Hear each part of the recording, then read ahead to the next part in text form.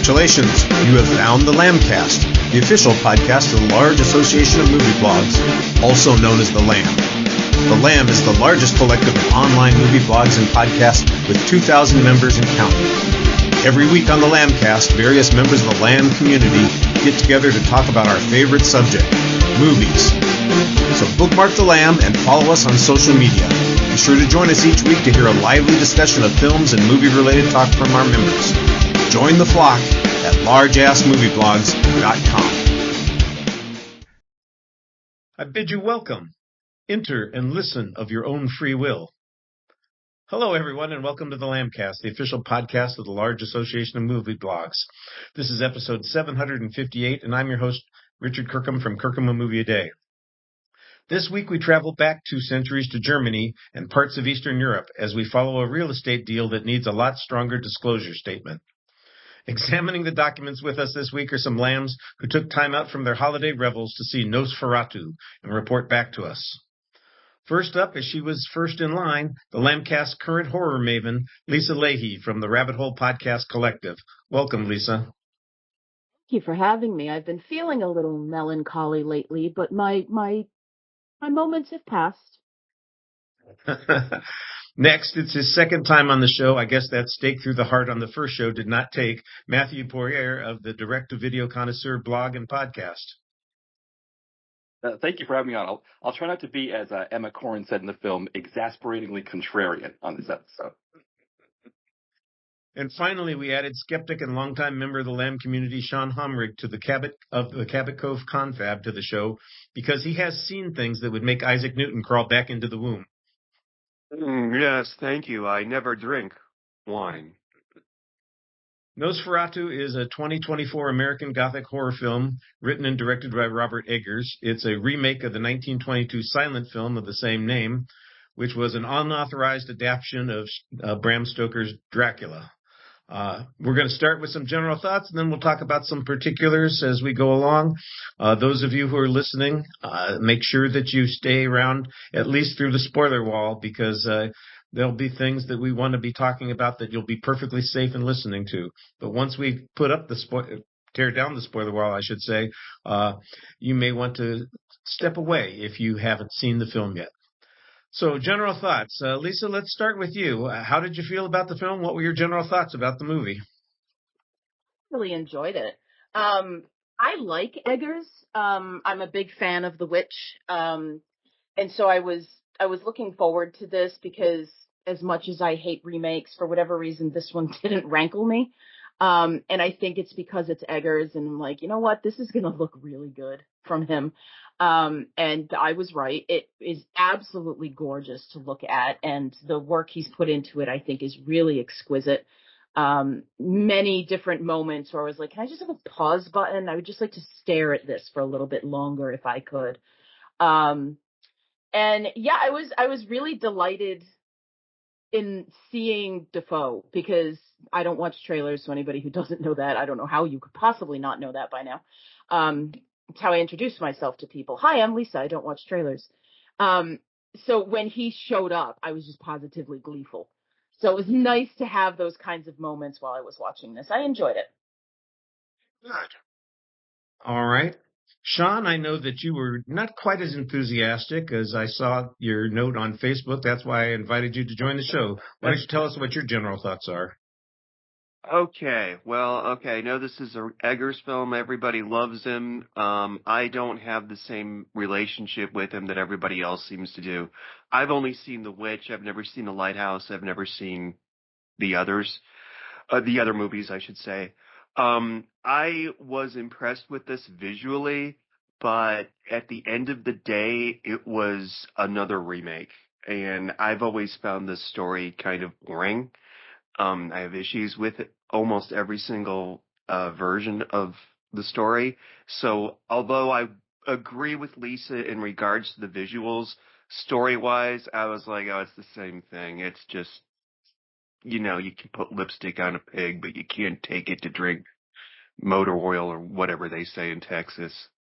That's my knee-jerk reaction at the moment. Well, we always like the knee-jerk reactions along with the, well-thought-out reactions. It's all pretty good. Matthew, how about you? I feel like I'm not as harsh as Sean. Maybe in between Sean, which it probably doesn't make for great podcasting, but I didn't hate it. I guess that's maybe damning it with faint praise. The best description that I can have for it is as I was leaving the theater, there were a couple of guys walking ahead of me, one side to the other. Um, at least it was well shot. And I guess that's a big piece of it. But even in the well shot pieces, there's like this, there's these, some of these scenes where the composition, the shot composition, like Lisa said, you just want to sit there and pause it, right? I want to take a screenshot, post it on my Tumblr back in 2014, or like it's the kind of stuff that Wes Anderson, if he was watching the film, probably would have had to leave the theater to go have a cigarette. It's that good. But then we have shots of things like people's faces, like close up, like Nicholas Hoult, where it's just like him bobbing up and down and grimacing, and I'm like, am I watching, an old Wonder Woman episode and Steve Trevor trying to escape Nazis? Like, what am I seeing here? And I think it was those kinds of contradictions in the film that it kind of put me right in the middle, somewhere smack in the middle of it, where I didn't hate it, but there are points where I wasn't a fan, and then points where I really loved it. And I guess it's sort of those contradictions. Another film that I think it borrowed heavily, or kind of was a remake of as well, is the Werner Herzog Nosferatu. I mean, it was shot in the same castle as that one, and I did appreciate that. But I think also maybe because I love that Werner Herzog one so much, that also made it so this one would seem a little bit maybe not as remarkable to me personally, but I can see why a lot of people would have enjoyed it as well. Well, I'll tell you, I don't have an objection to remakes at all, so that may make me a little bit unique. It just depends on what the film is, who's making it, and why they're making it. I don't think we need to remake every 10 years of A Star is Born, but sometimes that's what we get. Uh, I think the Herzog film was 1979, so we're talking about 45 years ago. I'm okay with a remake that comes along, 5 decades later and tries to do it a little bit differently, maybe add something to it. And of course, the original film is just over 100 years old. So it doesn't seem to me to be problematic that they're remaking the film. On Eggers, I gotta be honest with you. I was very hesitant about this because unlike Lisa, I am not a fan of Eggers. I didn't care much for The Witch. I didn't hate it, but I didn't care much for it. I loathed The Lighthouse. I hated that movie so much. Irritates the hell out of me just thinking about the time that I spent seeing it at this moment. How I managed to get through, get to the point of actually watching The Northman. I guess it was just I thought this is going to be different from everything else that he did, and it was. And I actually thought that's a solid film. I enjoyed that one. I think what makes this film work for me is the fact that we're not creating an original story here. This is, in fact, a remake. He's following the lines that have been set down. He's coloring within the lines, but he's using a very interesting palette to do so. So I think that that's actually a strength for a Robert Eggers film, that he's following something that he knows that he likes and wants to do justice to, as opposed to coming up with something that he thinks is original, interesting. Now, he does still have some technique things that I think are a little pretentious, but they work for the most part, and we'll talk about those as we go on. I was surprised how much I liked the film. I didn't expect to be as enthusiastic about it as I was, and as I'm getting here to the end of the year and thinking about wrapping up all the things that I've seen for the year, this may very well make my favorites list because it was the complete opposite of the kind of crap that he's done before, and it made me happy to be watching it. And I like most of the actors that we're seeing in the film. There are a couple of interesting twists on the way they're telling the story here, so we'll get to that in a few minutes. Those of you who are interested in vampire porn, it's not going to be very erotic, but it will be a little bit different. Um, so it's got some twist there. We've got a huge cast in this film, and as Lisa said, she was a little surprised and pleased that Willem Dafoe was in it. So why don't we talk about some of the performers before we get to that artistic palette that we have already mentioned a little bit, because I think some of them deserve a little bit extra attention. Some of them maybe some criticism. Sean, did you have any performers that you thought stood out, or anybody that should have been buried with garlic through their heart? Nobody here should be buried with garlic. Everybody did a fine job. Willem Dafoe stands out, as well as Lily Depp it's not Lily Juliet Depp. What's her full name? Lily Rose. Lily Rose. Lily Rose Depp. Okay. Is she any relation at all to Johnny? Yeah, it's his daughter. Oh, okay. All right. Cool. She was great. Willem Dafoe was great. We may even get some Academy Award nominations there. Bill Skarsgård was fine. I shouldn't say fine because that sounds like he was just adequate. But no, he was really good. I mean, albeit the fact that that's a performance. There's a lot of makeup there. I didn't have a problem with anybody. I thought they were all great. And I feel almost bad now when I'm talking about it that I didn't like the movie as much as I did because I'm only saying good things about it. But yeah, that was one of the film's strong points are its performances.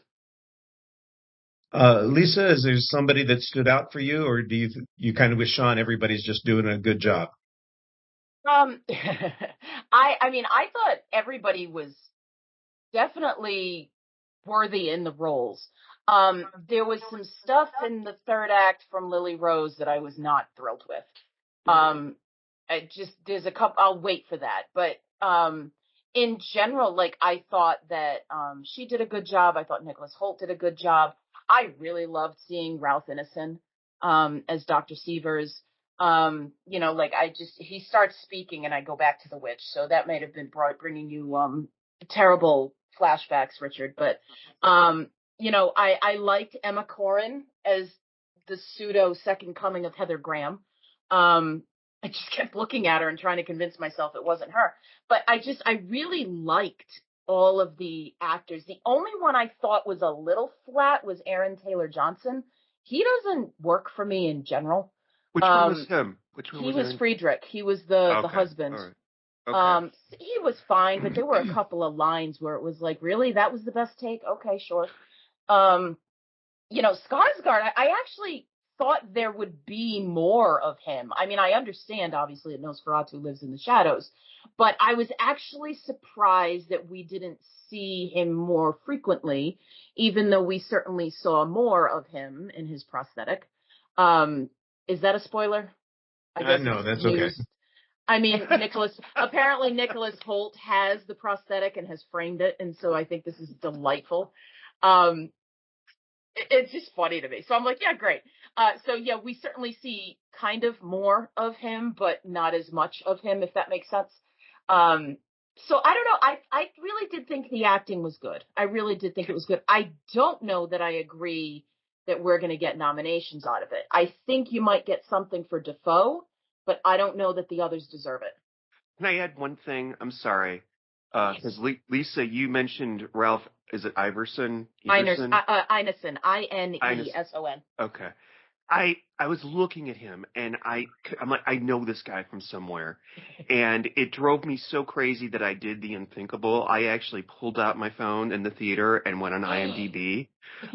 Time. It's why I sit in the back row. And he's the voice from, I think he's like the main narrator or something of Diablo 4.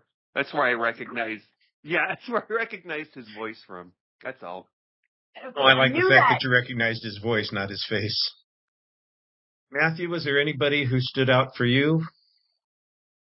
Yeah, I think actually, following what Lisa said about Ralph Ineson, he was almost like a bridge to the previous iterations of this, that, the Werner Herzog one that I really loved, the Murnau one. I almost felt like he was the person I could ground myself in while kind of everybody else is sort of, sort of speaking like almost kind of this Renfest, dialogue and all that kind of stuff. Like he was the one that I really appreciated there. So I liked his presence. I don't think anybody did a bad job as an actor in this. I think one of the things for me, I guess, as I was looking at the cast where we had, Nicholas Hoult and Aaron Taylor Johnson and Emma Corrin and Lily Depp as well, they almost feel like more like supporting characters. Like Nicholas Hoult, I love seeing him in an X-Men movie when I've got Michael Fassbender with a polo neck, killing Nazis and that kind of thing. Like that's the Nicholas Hoult that I want, where having him lead the film, I don't know. But like Bill Skarsgård, I loved him in John Wick 4. And I didn't think I was going to love him in John Wick 4. And so I appreciated what he did here. I don't want to talk too much about Bill Skarsgård's performance because I don't want to give anything away that, but I did appreciate his performance. But yeah, I think maybe to Lisa's point about Oscar nominations, I thought we had a lot of supporting characters. I think like Willem Dafoe is, he is I don't know, he was kind of absurd with the mustache and the big long pipe, and he's hanging out with cats and stuff like that. And so that might be enough to get you a Best Supporting Actor nomination. I haven't seen, as a direct-to-video connoisseur, I watch a lot of direct-to-video movies. I don't get to the theaters much to see kind of like the big roles until like usually they're out of the theaters a few years later. So I wouldn't know for sure who else has good supporting roles. But I mean, Emma Corrin, for example, I liked her better in Deadpool and Wolverine. I thought she had so much more to work with that character. Whereas here, there's moments where she says, like again with the dialogue where she's doing the best she can. Like when she comes in to see Nicholas Hoult, she's like, "How is he faring?" And I'm like, "Oh, how is he doing?" Say, "How is he doing?" I was kind of getting more exasperated, but that's not her fault, right? But then later when she tells Lily Depp, like I said earlier, she says, "Why must you be so exasperatingly contrarian?" I was like, "Oh, I love that line," and I love the way she delivered that line, or. Aaron Taylor Johnson, when he's talking about arguing with Lily Depp, and he says, "I'm not going to exchange reproaches with you," and it's like. Yeah, I guess that can go either way, right? Is Aaron Taylor Johnson selling us that this dialogue is legitimate and this is how people talk and it's working? Or are you kind of feeling him like reading the line backstage and practicing it, making sure he gets that line, gives the punch there as he sort of middle frame, shot, arguing with Lily Depp. And so, yeah, I kind of could go both ways, but I think that was the thing. I think nobody did a bad job in my mind. I think, again, we'll talk more about Lily Depp probably later too with, her role. Again, it's hard because I know Linda Blair from The Exorcist, and again, I watch a lot of direct-to-video movies, and there's something about the possession and convulsion that kind of felt like, direct-to-video Exorcist sequel to me. That's exactly where I am. Yeah, and I think I don't know, I can't blame Lily Depp for that because she's doing the best she can. She's trying to sell it, and that's like, okay, who do I believe more? Do I believe Lily Depp in this movie, or like Wesley Snipes in Blade 2 as somebody who's born, whose pregnant mom was bitten by a vampire. Now he's, walking through the day killing vampires. Like they both got to sell it, right? It's as a film, somebody watching a movie, they've got to sell it. And I think she did her best to try to sell it. It's just, what was she selling? Was what she was selling worth selling, I guess, maybe. And that's, I can't blame Lily Depp for that. So yeah, overall, I didn't have any issues with performances. There are a couple that stood out. And I think Innocent was the one that I think I really appreciated. Yeah, the actors, I think, are all doing a good job. The problems that I have mostly have to do with the characters in the parts that they're playing, and we'll talk about that as we go along. I think you guys have pointed out a couple of things. It's obviously director's choice when it concerns how we're going to visualize a possession fit or what the dialogue is going to be. That's one of the things that Eggers is noted for, is trying to have period dialogue that is authentic.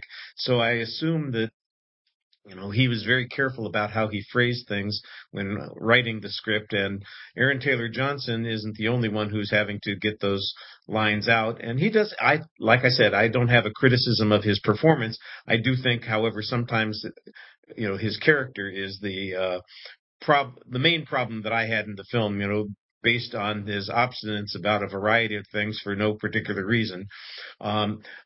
Nicholas Hoult, I think, has been very good in a lot of things. I enjoyed him. I thought he was great in Juror Number 2 earlier this year.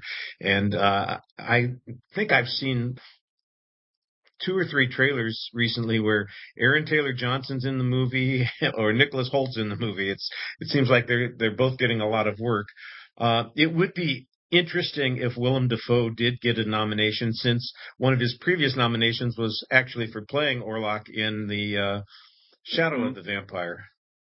Mm-hmm. Which was, kind of a fictionalization of the making of the original Nosferatu. Interesting twist on that idea if we got that. So everybody, I think, is pretty good. And I don't know what it is. My daughter has a fixation with Bill Skarsgård. I've had to see a lot of damn Bill Skarsgård films recently, including The Crow, which I can't recommend to anybody, but he was fine. Can't get back. He was fine for what they're doing, but she's just got this thing all of a sudden. And so this is the main reason why she ended up going with me, is because he's in the movie. She hates Robert Eggers films. She saw the first two, said, I'm never doing that again. She didn't see The Northman with me. And, I was unsure if she was going to accompany me on Christmas Day to see Nosferatu. But she did, because like he I was in said, the there's damn not film. much Skarsgård. What's that? Oh, What did you yeah. think? And he's behind a lot of prosthetics and makeup and, assorted other accoutrements. Did she Well, like let's it? talk. Yeah, she did. Okay. In the long run, which is nice, a little change of pace. And I think she liked it for some of the same reasons that I mentioned. Is it feels, like she said, it feels less Eggersy. Well, let's talk about the look of the film, since that seems to be something everybody agreed on. Matthew, what could you say about the way the movie looks that would encourage somebody to see this film? Yeah, I mean, there's one shot in the film in particular that I absolutely loved, where Nicholas Hoult is leaving the room, and we get Lily Holt, or sorry, not, Lily Depp. She's kind of off to the right, as us as the audience are right and left. And then in the middle is this open door that leads to another room with, like, all manner of sort of mid 19th century accoutrement. And then to the left of that is another, like, bookshelf or something. And it was such a beautiful scene. I just absolutely loved it. And I wanted to just hold on to that forever, in watching the film. But, and you get moments like that where it just looks so fantastic. There were parts where I thought it looked a little hokey. Like, for example, you get this beautiful, like, kind of village that they have in the movie, and you've got sort of the darkness to it with sort of as when it's supposed to be Dracula or Warlock imposing his will on it.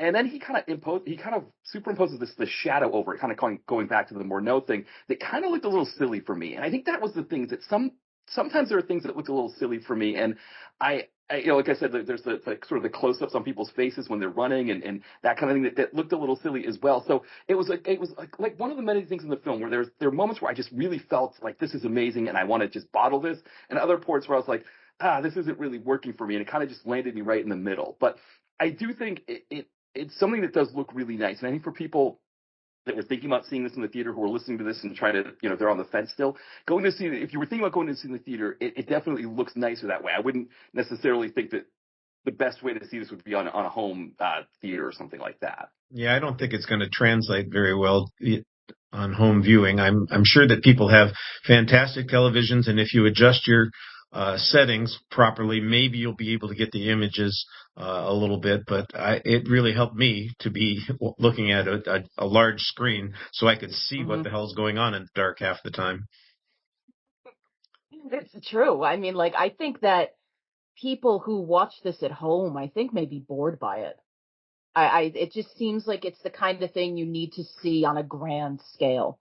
And, like, at home on your TV, unless you've got some monstrous screen that you're projecting your films onto, give me your address, I'm coming over. You're not going to enjoy it as much on, like, an iPad. Like lying in bed watching this movie, you're not going to enjoy it as much, I don't think. Yeah, I think that's. Go ahead. Go ahead. Go ahead, Richard. Well, I was just going to say, it's just one of those things where there is a scale and scope to the film that I think makes it valuable to see on a big screen. The town that they're showing, 95% of it, I'm sure, is CGI, but it's shown nicely. And the sets that they do have, I think, are very authentic to the time period. The thing that Matthew was a little bit objecting to, the shadow of Orlok's hand coming over the village, I thought that was an effective shot. I like that. It might be hokey, I liked it too. But it's one of those things that kind of adds atmosphere to the situation that we're looking at.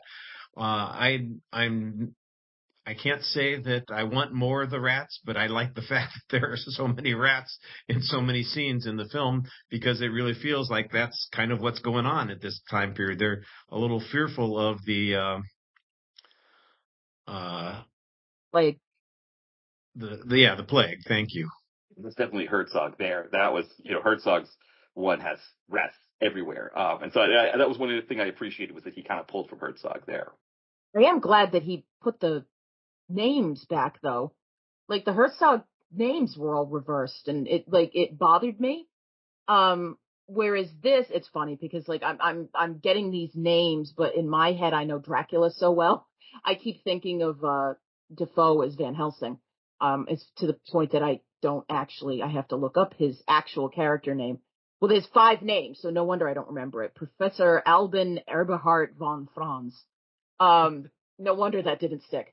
But yeah, like some of these, the names are different. Whereas in the Herzog version, you've got like Lucy instead of Mina, and I'm like, what is happening? I just don't like. If you're gonna do Dracula, but I don't know. I think the entire time I'm watching this, there's so much focus on the first fifth of that novel, that I find it interesting, like how much of it is only focused on the Jonathan Harker stuff. But yeah, I'm starting to veer off into other places. But that was the thing I liked, that they, went back to the not the same names. I have a question about that. They got a plagiarism thing that they're trying to avoid 100 years later. Well, but the 79 version has the Dracula names. Right. So yeah, I think Herzog was saying like that. I guess Murnau would have used the names if he wasn't afraid of the cut. So he was like, I'm going to use the names now because that was what he intended. But yeah, it's interesting even to think about that right? That like Dracula not being in the public domain, that like that you would be. Right. So and like the versions we get out of the Murnau one, we don't even know right necessarily which one is like the really great one because he was forced to like get rid of a bunch of them, which is kind of too bad. But yeah, that's an interesting piece of it, the name part of it for sure. I have a question for Lisa, something that you said, or actually for everybody, but, jumping off of something that Lisa mentioned, you said that they spend a lot of time covering the first 20% of the book.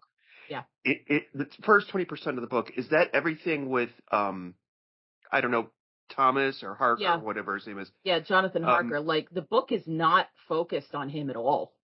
See, this is the thing. I think, don't quote me on this because I don't think this is the case with the 1931. And I'm counting all of the stories. Sure. Dracula, Nosferatu, whatever. It always seems like that's like the first half of the story. And I never really liked that about this story. It seems like all the movie versions are focus a lot of time on that. I mean, the Coppola one from the 90s, that's to its detriment because that's Keanu Reeves. Right, and he's not a strong Jonathan Harker, but I mean, he does what he can. Yeah. And that's one of the things that I didn't like about this, was that it spent so much time, despite how good Nicholas Hoult is in it. Well, it's a little bit like every Batman movie. We always have to get that origin story as part of the story, and that's sort of what's going on here. We're getting the introduction of the character to the main character, and the book Dracula is hard for us to maybe do as a straight narrative because it is nothing like a narrative. It's a series of letters and journal entries, and it's just odd. But I think that Lisa's correct that the Jonathan Harker character is largely absent from most of the film. It does kind of return a little bit toward the end, or the book, the story does return a little bit at the end, but I think they're trying to be faithful to that idea. I'm not sure that they always have to be that faithful, but that's what the story is that they're telling, so they're going to stick to it. And I mean, I'm not saying it needs to be a direct adaptation of Dracula. I mean, obviously it's the source material, but I find what's dry about it is what makes the Dracula novel so compelling is the stuff that comes later. And the balance of the before and the later in this particular film, it's like, 80% Jonathan Harker, which is not exact because they do intercut with the story of Ellen and how she's being haunted at the same time. But there's so much of it that it's an imbalance. In the novel of Dracula, you've got maybe the 20% on Jonathan Harker going to see Count Dracula and being in that Romanian village and the whole thing. And then you get Mina Harker at home with her friend Lucy. and like the suitors that Lucy has around her, and gathering all of these Yes. men, collecting them as she does. And then you have, like, yes, Dracula does have that connection with Mina Harker, and so you get some of that. And then he starts coming and he preys on Lucy first. Lucy eventually dies, and then the men have to combat Lucy first. But there's like this overlap where Van Helsing is called in because Lucy has this mysterious illness, and so they find out that there is this undead walking around, and so the men are all trying to save Mina from Dracula, who's trying to pull her to him. But I mean, you're talking about the bulk of the story has been smushed into the last 30, 40 minutes of this film, if that. To the point that the ending of this seems rushed to me. Not to a massive detriment, but it's like you meandered for so long. Did they tell you have to cut your film because it was too long already, and suddenly you decided to chop off the end? It just, when it comes to my aggravations, it's the end seemed rushed, and the possession stuff, which we'll get to. So yeah, those are my 2 cents. Anything else about the way the film looks before we go ahead and talk some more about the story, because that sounds like it's where we're headed. My favorite is that shot where she's like wandering outside her home, the one that's in the trailer. Just that gorgeous shot. I don't even know how to describe it. Like, the trees looming and the moon shining on her, and she's just kind of walking out this walkway. I mean, that's the one I just want to keep looking at. So I'm thrilled it's in the trailer because I can sit here and look at it as much as I want. But yeah, I did like the shadow work. I mean, as silly as it is, I think it's because it's become cliche. But I still like seeing it, knowing that sort of this is where it originated. Obviously not with the 2024 film, but I think that's a nice homage that, let's bring that element back. Let's bring all of that into what this film should be. Well, it ties in with that opening where we see shadows of Orlok on the curtains when he's not there. We just see his shadow there. And I thought that was a very effective shot early in the film, kind of setting up the mood for what we're going to be getting. And we get a lot of those kinds of things later on in the film as well. I do think it's interesting, if we were talking about comparing the Nosferatu here to the Dracula films. Dracula is never, he's perceived as basically human in the other films, and he interacts with the other characters like a person. That's not what's going on here. No. He's not invited to dinner. We're not getting the mirror slammed away from his face. It's if you saw this guy coming, you'd run the other direction.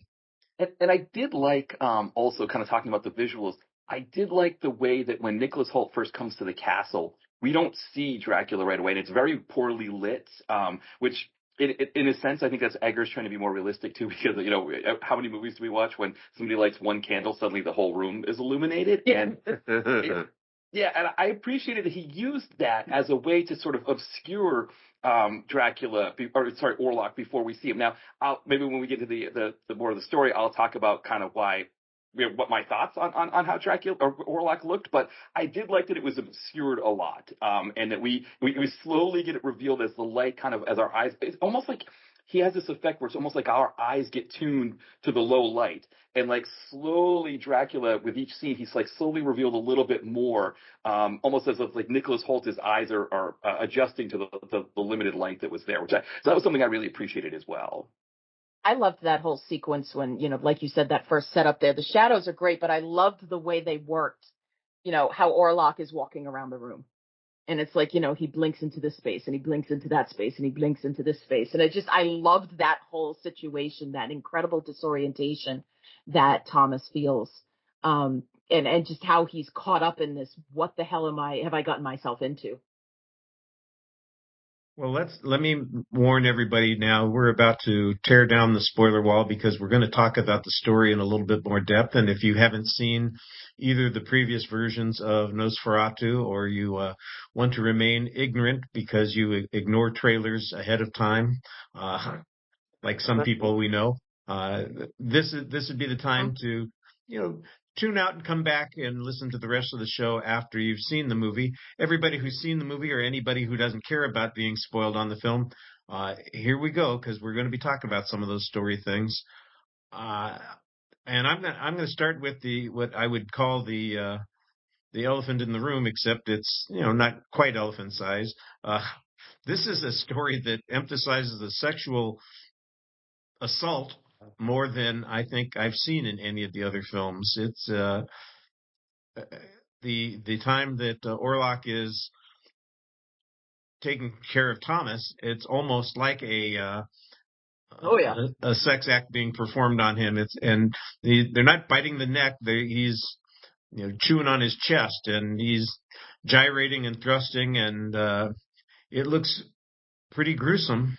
And it's going to come back to us later on in the film in other ways. This is a story that really emphasizes that Orlok is, basically trying to get laid. Right. Vampirism is sexual. Always has been. Mm-hmm. I mean, the reason. Oh, I wasn't saying that it wasn't. I was just saying that it's more flagrant about it. Good. No, I mean, I think that's what it should be. I mean, the reason female vampires are always scarier than the men is because the Victorians couldn't handle the fact that women were sexual and enjoyed it. I mean, this is the whole. I mean, I'm looking at these scenes with Lily Rose Depp, and like what she's suggesting. I mean, I took it to be like epileptic seizures or whatever in her fits, whatever you want to call them.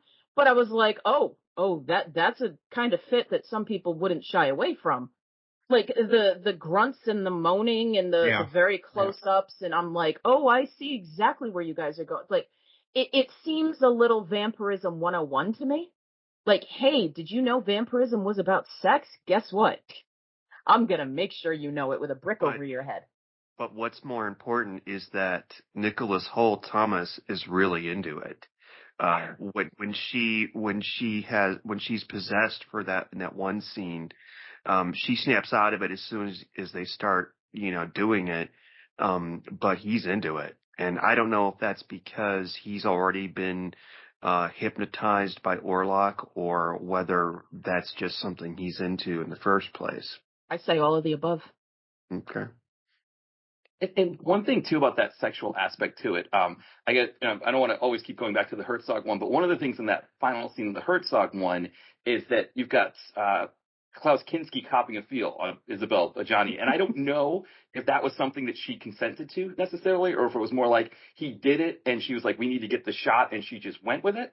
Right. I do feel like there's a lot of consent going on here. I think Lily Rose Depp, who knows? You never know when you find out later on the fact that maybe that things weren't that way, but I got the sense that she consented to this, what was happening in the film, Nicholas, everybody else, and I think I appreciated that there's a sexual aspect to these movies, but also it didn't have that same feel that, like, watching that last scene in the Herzog Nosferatu, where I'm like, I don't know if Isabelle Adjani's on board with this. I don't know if I think Klaus Kinski's maybe taking liberties here that aren't great, and that wasn't the case here. It seemed like it seemed like Skarsgård in particular was doing a really great job, from what I've heard, offset of like making sure people were comfortable with him as Dracula, despite how scary he was. And so at least you can I could watch the movie with a clear conscience. I mean, there was other things that were problematic. Again, the kind of reductive depiction of the Romani people. It's like, it's 2024. Are we still doing this kind of thing? Right. But, I mean, it's the kind of thing that when I was watching the Muppet Show with my wife, and Peter Sellers was on it, and he was doing sort of a scene like that, and Disney put a disclaimer at the beginning to warn people, like, hey, there's some untoward depictions of Romani people in this episode. The fact that Eggers is doing this in 2024, it's like nobody took him aside and said, are we still doing this? Like, we don't need to. But otherwise, I think from the sexual piece, to be able to watch that and say, like, okay, nobody's copying a feel or doing something that they probably shouldn't be, I appreciated that I could kind of appreciate the sexual aspect of the vampirism without any kind of issues like that. Yeah, I'm with you on the Romani people. I mean, even the word gypsy being used explicitly, it's like, okay, really, we need to go that far. But I don't know. It might be kind of a curse of knowledge for me, because I did part of my English master's degree on vampire literature, and so it's sort of like just in my head so clearly. Vampirism is either sexual or, folkloric vampires in New England were scapegoats for disease. So it's like this was very much like, yep, I'm going to take this and put the square peg into the square hole. Like I guess that maybe some people wouldn't go into it knowing how sexual it was going to be. It didn't surprise me at all. Yeah. I mean, I had more problems with the possession stuff at the end. The whites of the eyes. I didn't even care about the back arching. The back arching, I was like, oh, that was a cool moment. I like that. But the stupidity of I'm possessed and I'm going to have my eyes roll back and I'm going to make weird guttural noises for about 35 seconds and then it's gone. Yeah, that's Hated it. overdone. Yeah, I agree. Matthew mentioned The Exorcist. I mean, that's so iconic. You can't do that again. I had the same problem with The Conjuring 3, where they really overdid it. The Conjuring 1 has a possession where it doesn't belong. Yeah. There's no possession in the Perron family story. So, like, suddenly we're in the basement and mom's going to be possessed. I'm sorry, it's a phone I have to pick. Yeah, don't get me started with the veracity of the Conjuring movies. We'll be here all day. That's a different Lambcast. Richard, Yeah. Are you writing this down? Sean and I need to talk about the Conjuring films. Well, we'll have the Conjuring universe there, and you can discuss the ramifications of literal Annabelle or figurative Annabelle. And the nun that doesn't actually exist. I live maybe 20 minutes away from the house, by the way. So, anyway, go ahead. Okay. You mean from the first movie? There's a lot of hoodoo about that house now. The lady that owns it is a Sean and I are going to have an off podcast controversy later. Was the word I was looking for. Yes, because she's a terrible person. Yeah. Yeah. Anyway, which movie are we talking about again? Yeah, I'm so sorry. We went down a little Conjuring bunny trail there for a second. We always go down these paths, Sometimes you just have to follow the rabbit down the hole. Especially when I'm on the show. I see what you did there. I see what you did. But then sometimes it is good too because I think if you have, like, I haven't seen the Conjuring movies, but I had seen The Exorcist, and I think sometimes it's good when you see something like Lily Depp convulsing to say, where have I seen that before? Because I think sometimes if you haven't seen it before, you almost think it's like original, like she's doing something that I had, so sometimes I think those tangents are good to kind of set it in context for sure. I mean, like I said, I like the back arching. When it comes to the weird, I think what disappointed me most about it is so much of the movie is well crafted. And so much of it is period piece, and so much of it is so beautifully shot. To cheapen it with, we're going to roll her eyes back and we're going to have her make a couple of weird noises and move on. Like, I was fine with the Renfield character foaming at the mouth. I'm like, yup, he was delightful to me too, by the way. We didn't talk about him. Knock, I think they called him.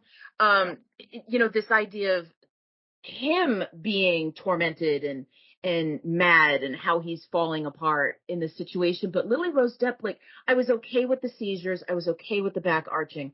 Just that moment, like I said, it's toward the end. It's in the third act. The seizures and stuff I was fine with. It was that weird close up, my eyes are going to roll back, I'm actually possessed by some demon, and then it's gone within 30 seconds. Either commit to it or don't. Because, like you're saying, Matthew, the idea of, we know where this is coming from, you look at The Exorcism of Emily Rose and the contortions that Jennifer Carpenter is able to do, and now every exorcism film, every possession film since has somebody who can contort. Mm-hmm. And it's because she was so good and she happened to be double jointed. And then you get The Last Exorcism with another young lady who's incredibly talented at it. And now they all have it. So I don't know. I feel like it's Are you saying there's carnival casting going on? I don't know what. Yes. I mean, if you haven't seen The Exorcism of Emily Rose, please do yourself that favor. It's an intelligent exorcism film. It's got a courtroom and everything. But that also is a true story I could get into. I have a horror class now. But anyway, these ideas of, like, if you're going to do it and do it well. Like, there would have been, I think, a Victorian way to do this possession stuff. I just thought it was so cheap, and I didn't like the way Lily Rose Depp did it. It irked me. So I guess it's because I've seen too many of them. To your point about the Victorian way to do it, the one piece that I really remember that felt very Victorian was when Aaron Taylor Johnson is trying to rip off her corset while she's going through that. Yeah. That stood out to me as a good one. I think more of that might have made this better. It's like, they were really keen on the Victorian language, but not keen on the Victorian possession.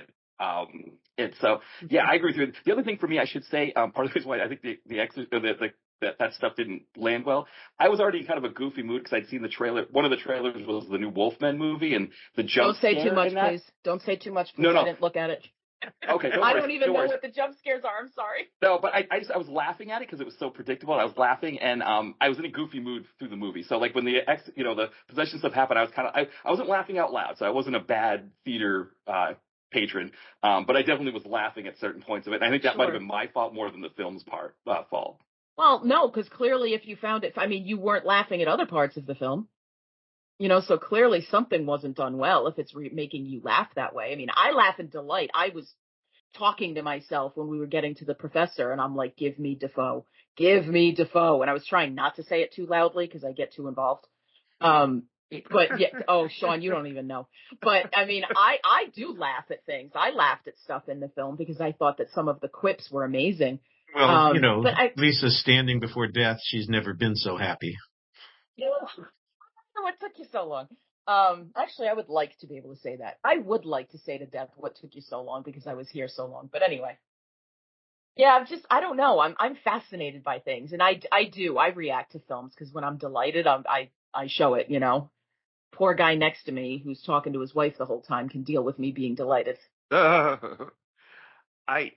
laughed at something in a film before they call Willem Dafoe over, Dr. Severs says something like, "Oh, she has to be drained of blood. She has too much blood. Has she been menstruating?" I love that. Her liberal menstruations. You'll have Somebody to tie her call down. Steve Martin, the barber. I was dying. Yes, I had the same reaction, Sean. He's got too much blood. And of course they call in Willem Dafoe, and he's like, "Oh, you can't tie her down. Don't tie her down. But you know what? I'm going to stick a needle through her hand. Yeah, and that'll make her better. I'm going to calm her down by using chloroform." I was like, "Excuse me." I was definitely laughing at a bunch of those moments. I think we're supposed to. Defoe is Defoe, and if you're watching him and you're not delighted by his chaos, I think that you're missing out. Yeah, I absolutely agree. Yeah. Poor things. Yeah. Yes. Well, that's funny too. He does a Dracula movie this year, and last year he did Frankenstein. Last year was Frankenstein, and this year is Dracula. This is an English teacher's dream. I can't show any of it though. Nicholas Hoult played Renfield earlier this year too. I know nobody likes that movie. That was last year, yeah, but yes. It's all very incestuous, they're all trading off roles here. So true. I did like the welcome mat gag in that one, though. That had me laughing. Yes. That was it, though. But I don't like comedies. That's another topic. I can never please you. My friend last night, I was telling him about a YouTube video I was watching, and I was cackling at it. He's like, "You really have a weird sense of humor." I'm like, "I know, I'm sorry." And I can't rationalize it at all. It just doesn't make sense. Well, we're a little off focus. Let me focus on one final thing that we can get out of the way, and then we'll do our final thoughts on the film. The direction of Robert Eggers is always been one of those things that I think sets me off. He has a tendency, he sets up dread, I think, pretty well, but he has these very specific shots that he puts into the films where we're getting an overhead 360 revolve to somebody's face, and we're coming in on that, or there are some interesting transitions that he uses that we're not going to use swipes from the 1920s, but we're going to do a close up into a black void and then pull back from that black void, and it'll be something different. And there's just a lot of those kinds of things that are happening in the film throughout the film. I thought that they fit into this movie better than they have in the other films that he's made, because it's that Gothic style. It really seems like it functions here well. Did anybody else have a reaction to those things? Not that I can pin down. I mean, I liked the building of dread and tension, but I can't give you a specific scene. So I'm not helpful here. That's all right. This is where I'm going to say something bad. I know I haven't but I think this movie, and there's only 4 or 5 of them in the whole movie. There might even be only 3 jump scares. I like jump scares in certain movies, like we mentioned The Conjuring. I don't know. I just feel that this movie, the way it holds itself up, it's almost too classy for jump scares. Agreed. Does that make Yes. sense? It's like, Yeah. and they use them too soon. It's almost like they cash in their chips too soon. In that opening scene where she's having the dream, it looks really cool, and then it ends with a jump scare, and then we get the subtitle, years later. It reminds me of cheap trailers. I know, Lisa, you don't watch trailers, but you That's probably right. As long as they're movies I've seen, we're good. where they do that thing where it's an action movie or a horror movie, and boom, boom, boom, boom, Yes. and then coming this November, this October, and then it ends with boom, one big final jump scare, and It Part 2, Right. and then fade to black. It reminded me of that, and it's just Frankly, cheap. that's why I don't watch trailers anymore. Really? As a horror fan, all of the good scares are in the trailer. Yeah. And so because I've stopped watching them, I see everything for the first time when I see the full movie, and I get to actually enjoy the dread of something about to show up. A perfect example is, and again, this is a short bunny trail, I promise. This movie is years old. It is like 20 years old, but Are You Mad? I Am Your Daughter. Oh, yeah. Yeah. The others. Yeah, it's just like, I have seen this 27,000 times on TV. It does nothing for me when I see it in the theater. Yeah. And that goes for Scary Movie, too, when it turns out to be Michael Jackson. Oh, I didn't like that movie. That's another, again, comedy. Didn't like it. Yeah. I have to learn because I don't go to the theater that often, and there was a half hour of trailers. The movie was supposed to start at 9:30, started at 10, so I've got to learn now that I can go a half hour late. I don't think there's anything else that we accept that with. Like if I go pick up a train, if I catch a train at 9:30, I don't sit for a half hour and see other possible train routes that I could take in the future if I was so inclined. True. But the movie theater, and I don't remember it being a half hour, but yeah, I like to get places early, and I saw, none of the trailers did the movies any they didn't do them any justice or didn't do them any favors for sure, but I've got to learn that lesson of maybe I just show up a half hour late if I go see a movie in the theater. Can I mention one thing I noticed in a trailer? There was a movie called Flight Risk. With Mark Wahlberg and Michelle Dockery and Topher Grace, and it opens, and I had to double check to make sure that I saw it, from the director of Braveheart, Apocalypto, Hacksaw Ridge. Yeah, right. They didn't mention his name. They just said from the director, and if you've been going to movies most of your life, you know exactly who directed those movies. Yep. But he's been halfway canceled, so we can't mention his name. Yep. Just find that hilarious. It is ridiculous. I love it. Yeah. Somebody in the marketing department has looked at some analytics and said, if we drop in Braveheart, but we leave out Gibson, we'll be okay. Yep. People will show up. It's true. Yeah. It'll get the Barstool crowd who love Braveheart. Yeah, they'll get them to watch it. Oh, that's true. Yeah. So let's wrap this up with our final thoughts on the film, and then we'll take a quick break. Lisa, let's start with you. I mean, like I said, overall, I did think it was a good film. I don't think it's a film that I'll watch over and over again, and I'm still debating whether or not I'll buy it. I think it'll be a matter of when it's available on DVD. How do I feel about it then? I think the reason that I'm like is because I saw it 2 days ago. So we'll see, but I do think it's definitely worth seeing, and I do think it's just beautiful to look at. And anything with Defoe, you're gonna get a ride. Fair enough. Sean?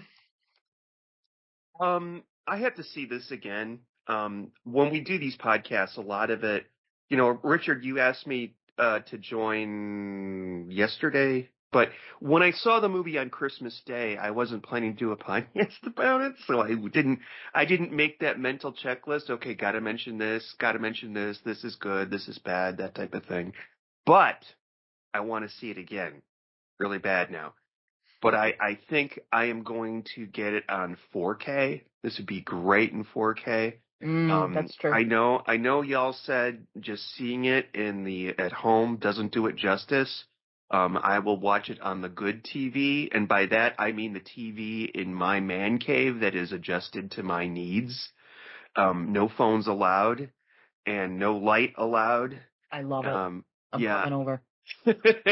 And but if not, I mean, I just can't get over the story. It's the same story that I've seen, whether you call it Nosferatu or Dracula. The story just doesn't hook me the way I think it's supposed to.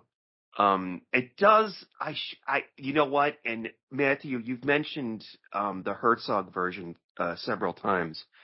It used to be, it pissed me off. I don't understand how this is legal stuff, but Nosferatu, both versions used to be on Shudder. Joe Bob Briggs did a double feature with the Murnau one followed by the Herzog one. It has since been taken down, but you can get it for free on YouTube. Not the Joe Bob thing, but the Herzog film.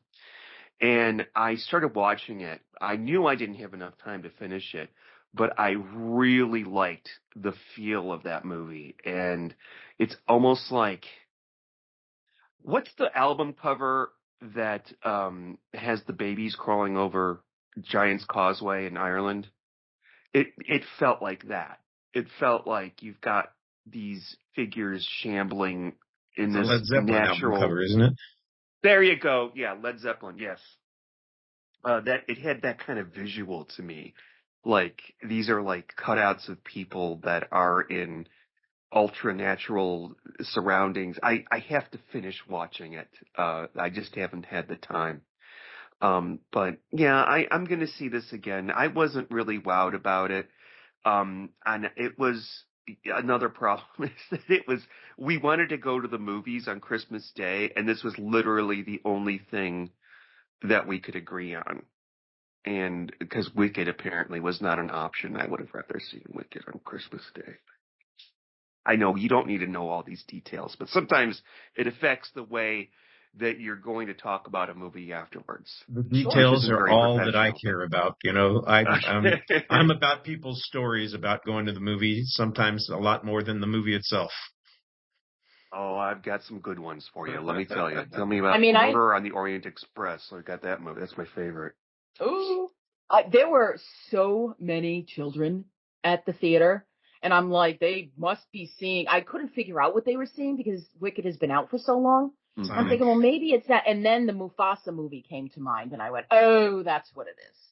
Because they were everywhere. And then the guy next to me who announced to the entire theater, if you don't know what a Red Band trailer is, the Red Band came up, and he was like, oh, it's red. That means it's a Red Band trailer, and they're going to show us something intense. And I went, thanks, guy.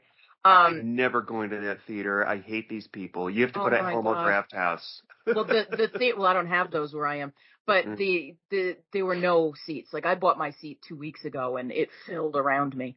But he also was convinced that Nosferatu was a PG-13 film.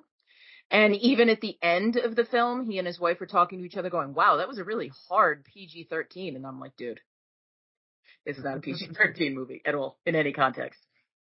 See, if you don't have to see the trailer. All you have to do is scroll to the bottom of the poster. It says it there. I mean, really? Like, how did you miss this? Matthew, what about you? What are your final thoughts on Nosferatu 2024?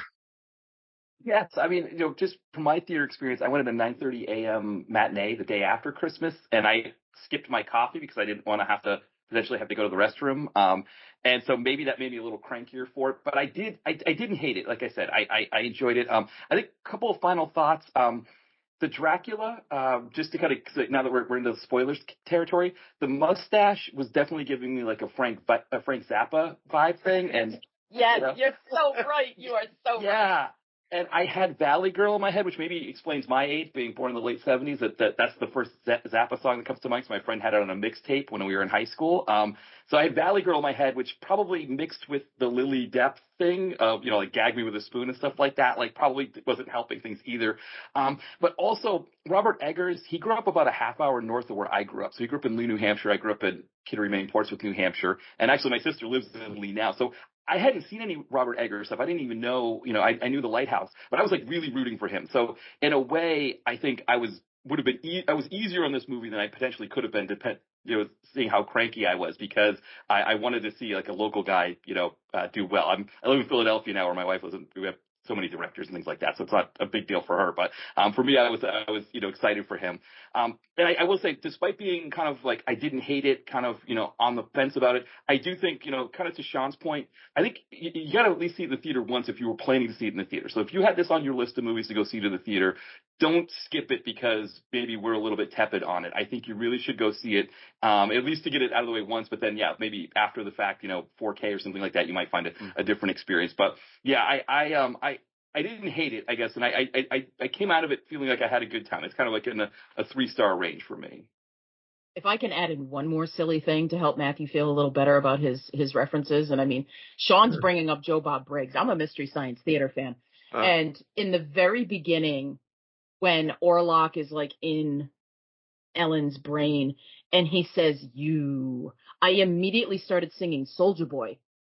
So those of you who don't know what that is, it is a ridiculous hip hop song that came out in the early 2000s, and I couldn't stop giggling.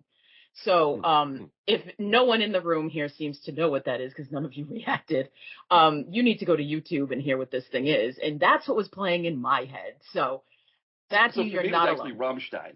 It was Rammstein's Du hast. Yeah, Du hast. Like when you said du, you were saying do. And I was like, Du hast mich. And yes. I kept it to myself. I was in the theater. I didn't start singing it, but it was in my head. I was like, Du hast mich, du frag. That's amazing. Yeah. With the references, I love this.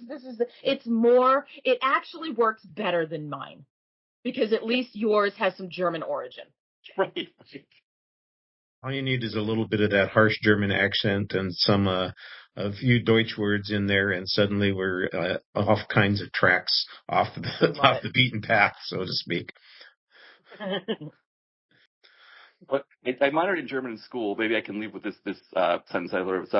Hat man wohl ins Gehirn geschissen und vergessen umzuruhen. And it means, did somebody, I guess, defecate in your brain and forget to stir? It means, you're crazy. I need to memorize that to say to students. So there's the extent of our German talk. This expressionist film that we've seen is still influenced by what came 100 years ago, clearly. We all seem to agree on the look of the film, although some of us are, mustache-oriented, apparently, much more than others. I think that if I was to break down the discussion of this film, it looks like we have 10 to 15% of it about Lily Rose Depp's fits. So we found some interesting things to talk about. I think I would strongly recommend the film much more than everybody else on the show, but that's just me. I recommend it. I like it. I've never shared my secrets with any soul, and that's my secret this week anyway. We're going to take a quick break here to hear from a fellow LAMB Podcasting Network show, and then we'll be back with our exit question of the week.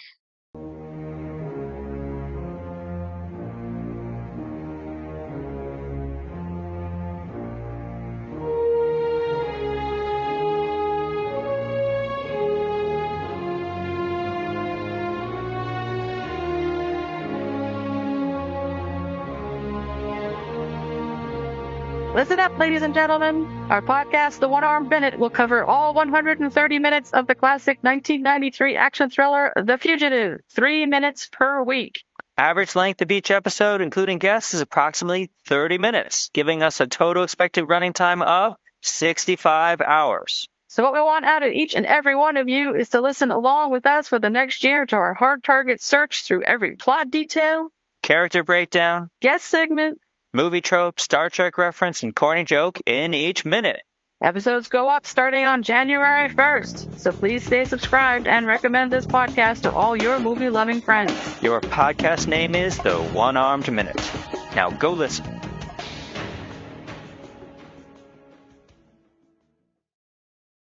We're back, and it's time for the exit question of the week. And, of course, Nosferatu is a vampire film. I think I read at one time that Dracula was like the most common character in films at one point. Literally, there were more films featuring the character of Dracula than featured Sherlock Holmes or Jesus Christ or Robin Hood. Dracula is the man, which might account for why some of these things feel so familiar and why Sean's not enthusiastic about the film, because he's seen it before, at least 1,000 times before. But obviously it's a vampire film, so that raised the question, what vampire films could you strongly recommend? So we're looking for some recommendations of vampire films. And Sean, I know that you must have seen a lot of them because you were bored. So which vampire films can you recommend that weren't boring? Dracula 2000. No, I'm kidding. Oh my God. That's the second movie I ever saw by myself in the theater. I'm actually, I just Googled movies with Dracula in them, and the third one that came up was Dracula Dead and Loving It. Okay. It's in the title. I'll give you that. I am not going to give you a Dracula movie. I'll give you a vampire movie. When I was a little boy, like 12, 13, I was obsessed with Stephen King. Stephen King's second book that came out in the 70s was Salem's Lot, which has been produced for the small screen 3 times. The most recent version came out this last summer. I've been a big fan of the TV miniseries from the 70s with David Soul and James Mason. However, there's another one that is underrated and Don't do it, Sean. Don't do it. What? Oh. We're not talking anymore. We're in a fight.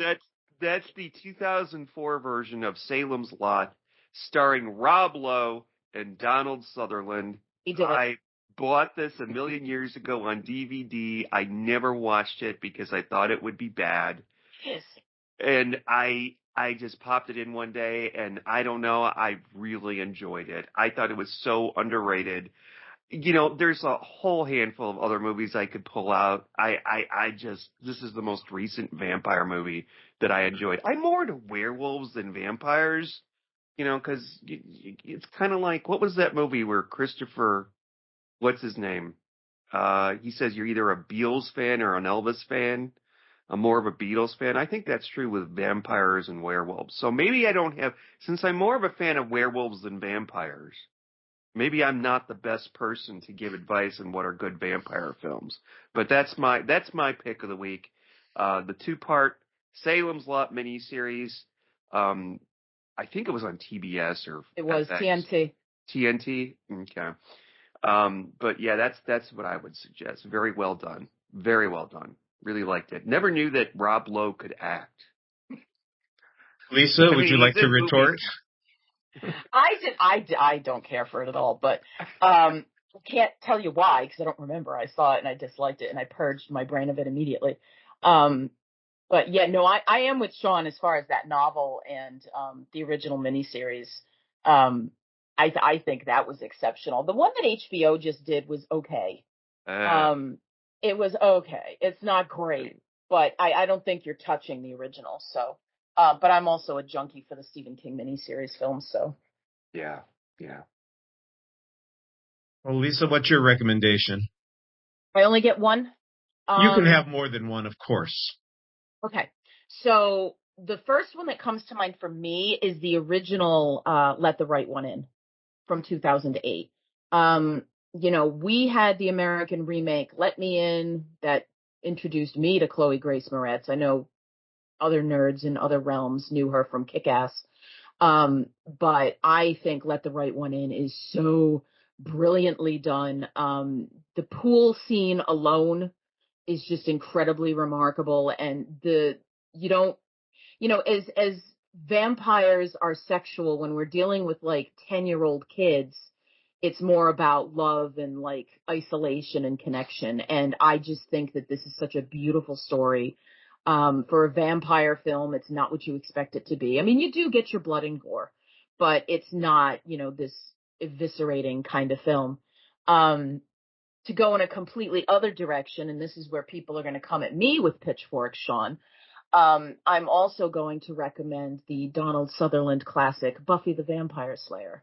Okay. Because Christy Swanson is my Buffy. And the most brilliant death scene by the late Paul Rubens cannot be missed. It's just such a ridiculous film, and I just think it's so funny. And I think Donald Sutherland leaning into the serious gravitas of his role is just absolutely so much fun. I think those are the ones that I would go to first. I mean, aside from the obvious ones like The Lost Boys and things like that.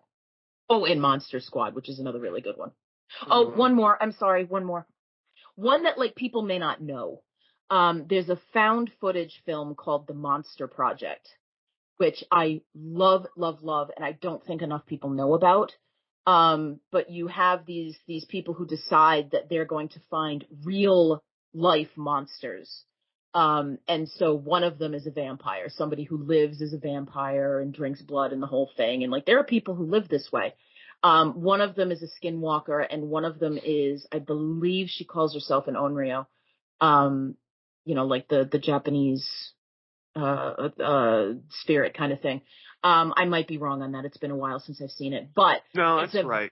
I okay. played Dead by Daylight. Yeah, but I don't know. I mean, those are spirits. I don't know that she can be a spirit, so I don't know if that's what she calls herself. So I don't know about that. But anyway, like the movie is really cool. It's very dark and shadowy, Richard. So you're gonna want to adjust your settings. But as far as found footage films go, it's really enjoyable and it's very underseen. Deal. Matthew, you got some recommendations for us? Yeah, and very quickly too, when I went to school at the University of Maine learning German, Stephen King donated all of his books in foreign languages. So I got to read, I got to translate Pet Sematary, the first few pages from German back into English. So when you mentioned Stephen King, yeah, that was and I was talking about German here. I just kind of thought that was an interesting dovetail. But yeah, in terms of the movies, the pitchforks might come for me on these as well, because my two are the first two Blade movies.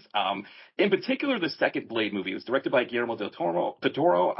Wesley Snipes, of course, kind of furthers that character, but visually, the kind of the main baddie, he's based off of Nosferatu, but also you've got like sort of these sort of Morlock characters from, I think it was Beyond the Planet of the Apes. It was one of those where Del Toro got some of his inspiration from. It's just a really, really kind of fun movie. And, we're talking about Lily Depth here having to try to sell these possession sequences. Wesley Snipes sells the fact that he's Blade so fantastically in this that I just love all of it. And I love Chris Christopherson's kind of also doing kind of a similar role to like what Willem Dafoe's doing here, but it's very Chris Christopherson, which was a lot of fun too. So yeah, they're both currently on Pluto, so people can see them for free. But yeah, I imagine from a vampire standpoint, maybe me bringing up two Blade movies might be a little bit anathema for people. But those are the two I want to recommend. Okay, those are super fun, and he was one of the fun cameos in Deadpool versus Wolverine. Yeah. When he shows up, he's like, "I'm the only Blade." It's just so good. There can be only one. Yes. All right. Well, I'm going to go very traditional here first, because I've always liked the Dracula stories very well, and in addition to the Bela Lugosi version from the 1930s, you guys might be familiar with Frank Langella in a lot of films, but he did a fantastic version of Dracula on stage in New York, and they turned it into a film. John Badham is the director in 1979, yes. And it's really quite good, and it follows the story very closely, and it's Laurence Olivier is Van Helsing, so he's a little aged, but it worked anyway. And Frank Langella he's before Phantom of the Opera, he's doing these Phantom of the Opera moves with his hands and his face and gestures. He's a very romantic sexual being as opposed to a repulsive sexual being, which is the contrast that we're getting here with the current film. Lisa, I love the Let the Right One In and Let Me In. I think that the American remake is one of the few remakes that really is worthwhile. Not bad. Yeah, I agree. It's very solid. I also like 30 Days of Night, Yes. which I think is a more contemporary kind of version of vampires. And just one more, since we've got the Willem Dafoe thing going on here. If you like the Chris Christopherson version of this character, we've got a Willem Dafoe version of Chris Christopherson's character in Daybreakers, which is also a kind of a more contemporary version of vampire stories. I can't say I'm a fan of Salem's Lot. I saw the original, the one from the 70s, and I thought it was frankly dull. So I wish Ralphie Blick doesn't stick with you though. That kid in the window. Yeah, that was the one scene in the movie that was worth a damn. Everything else made me fall asleep. My parents showed that to me when I was little. I don't know what they were smoking. And that's the only part that they showed me. Oh my God. Why did you do this? To make sure you stay in bed. You're not allowed to get out of bed. Don't touch the window. Oh, it's amazing. Oh, parents use all kinds of strategies to get their kids to stay in bed. Since that came up as your answer, Lisa, I got to tell you, I'm going to probably go to parent hell for this. When my kids were little, I had a Stripe doll that was, 1 foot tall. It was solid plastic, and if I wanted the kids to stay in the bedroom, I just put it in the hallway. Oh my God, you're amazing. Oh, that's so fantastic. You are such a troll. I love it. I was evil. It was evil. All right, well, let's stop being evil here and finish up. I want to give everybody a chance to share whatever it is that they're working on and make sure that people who are listening get a chance to find those things.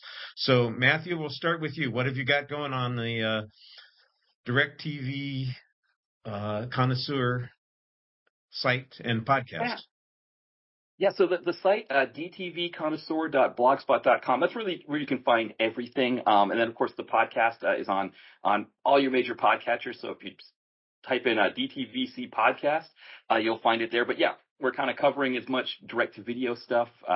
We kind of cover all genres, but we tend to focus a little bit more on action just because that's where the engagement is. People just seem to it seems like with horror, for example, horror direct-to-video, there's such a huge ecosystem of people reviewing that stuff that my stuff kind of gets lost a little bit, whereas the action stuff, I might be one of like 3 people reviewing it, so we get more engagement there, and that kind of pushes us more towards action. But yeah, definitely check us out there. And then my newest book, Nadia and Aiden, a novella about 2 fraternal twins who grew up in France, but their mom was from Philadelphia. They come to the United States to kind of get in touch with their American heritage, so to speak.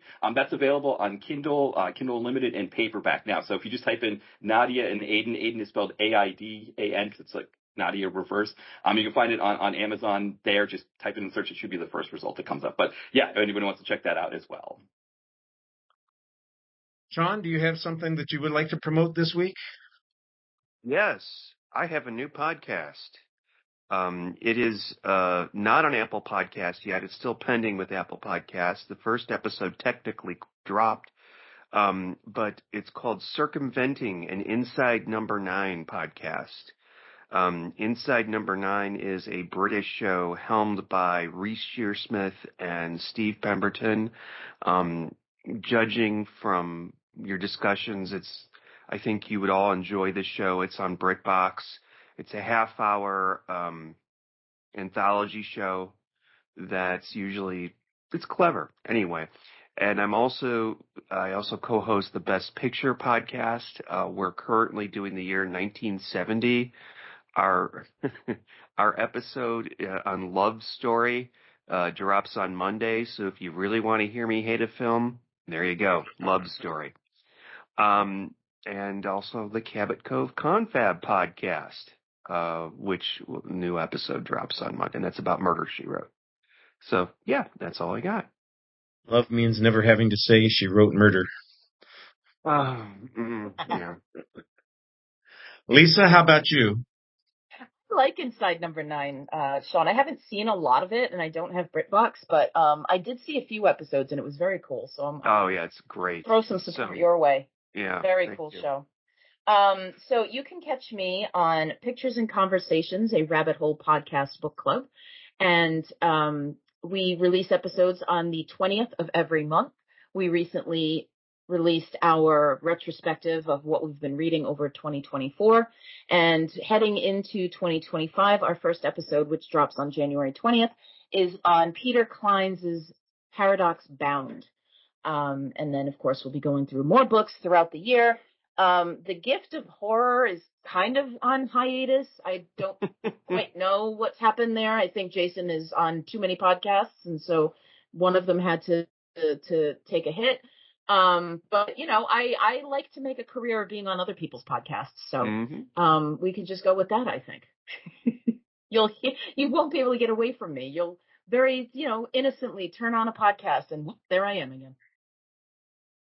And it's, half the podcasts on Rabbit Hole are featuring Lisa, right? No, that's it. It's only that's just it. That's what I say to Jason. I'm like, why is it the ones that I'm on that keep disappearing? I said as soon as we logged into Skype to do this recording, I'm like, oh, there's Lisa again. Well, I mean, if there's a horror film that Richard offers, I'm on it. Yeah. And I did send him an email when he sent out the requests for January and February. I'm like, Richard, where's the Wolfman? Because normal people go to see normal movies. I go to see anything Leigh Whannell writes, so I'm in. By the way, we are going to do a Wolfman podcast. It just is going to be located in a slightly different place and recorded at a slightly different time. I have to make the adjustment because I want Lisa on that show with the horror films. I'll find it and I'll send it to you, and we'll get some other folks to join us. Maybe Sean can do that because he seems to like these kinds of things. Oh yeah, I love this. Yeah. I'll keep you on the list. All right, and on my site, I'm doing the usual thing. If I see a film in a theater, I write about it, and I've been doing that for 15 years now. A lot of stuff that I see is not worth writing about, but I write about it anyways. And, Craven the Hunter is one of those films that I'm going, I don't have anything to say about this except it's not good. Yeah, I'm not hearing good things there. Sorry. It's just not good. And I am, however, looking forward to thrashing and dumping on Baby Girl, which is, nothing says Merry Christmas like porn. Ooh. With Nicole Kidman. It was it was just not whatever. I would rather have something else in my stocking. So we'll have that one come up. I haven't written it yet. I'll get to it. I will ask people who are listening to the show if you have a top 10 list that you would like to include on the retrospective show coming up in a week. You need to send those to me and make sure that I get them by let's say January 4th, so that I can include them in the podcast. So you can either send me an MP3 recording. If you keep it between 1 and 2 minutes, that'd be great. Or if you want to send me your list, I'll read it on the show. We've got a lot of people who are on that show already, but I can always accommodate more people. And if anybody else wants to join that show, I'm happy to have you. So contact me and let me know. Until then, as we finish up the week, by the way, the one thing about Nosferatu that I missed that I really wished I had been able to include was the sarcophagus popcorn bucket, because they sold out like instantaneously. That would have been fun. Yeah. Popcorn bucket thing. What is that? Like, it's a thing. It just started. It definitely is a thing. It started a couple of years ago, and I'm knee deep in it. My God, I've got more of these damn things. Well, so did they I make backordered this one one. as It'll come in inappropriate as some June. of the previous ones?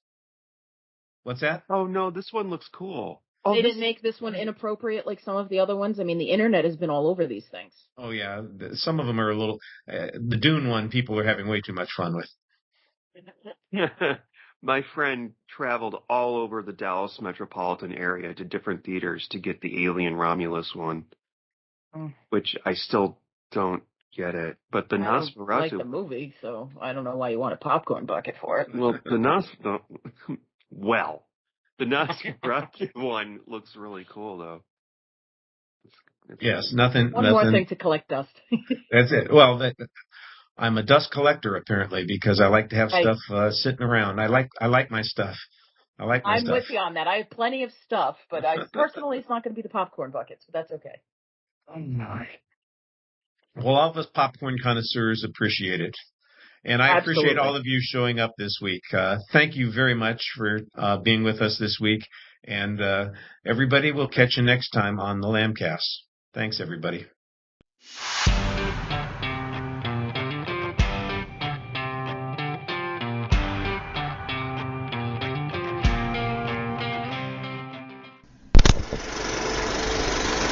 You've been listening to the Lambcast. If you have an idea for a show or would like to join us on the Lambcast, contact us at largeassmovieblogs.com.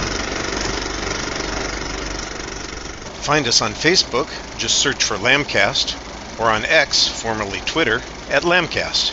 And you can find us on YouTube as well. The Lamb site can be found at largeassmovieblogs.com. We'd also love it if you would leave a review on iTunes. Ha ha ha ha ha ha ha ha ha ha ha ha ha ha ha ha ha ha ha